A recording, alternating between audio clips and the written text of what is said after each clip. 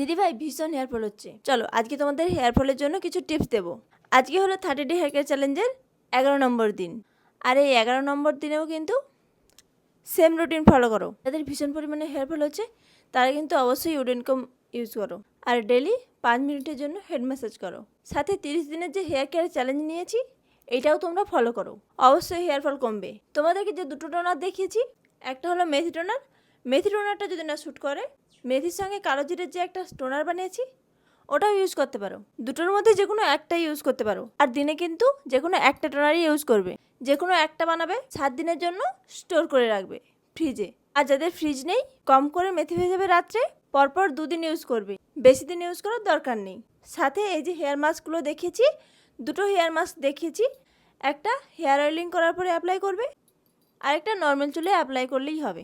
দুটো মাস্ক দেখিয়েছি, যে কোনো একটা 1 মাস ধরে ট্রাই করো। যদি মেথি মাস্কটা ইউজ করো তাহলে পুরোপুরি 1 মাস ইউজ করো। আর মাস্কগুলো সপ্তাহে একবার করে ইউজ করবে। টোনারটা ডেলি, তাহলে তোমাদের হেয়ার ফল কমে যাবে। আরেকটা কথা, হেয়ার ফল কমানোর জন্য কিন্তু একটু খাবার দাবারের দিকেও কিন্তু খেয়াল রাখতে হবে। সবসময় ফাস্ট ফুড খেলে কিন্তু হবে না, একটু হেলদি খাবার খাওয়ার চেষ্টা করো। আর তোমরা যদি কোনো প্রোডাক্টের লিঙ্ক চাও তাহলে আমার প্রোফাইলে হেয়ার বলে যা হাইলাইট করা আছে ওখানে তোমরা সব প্রোডাক্টের লিঙ্ক পেয়ে যাবে।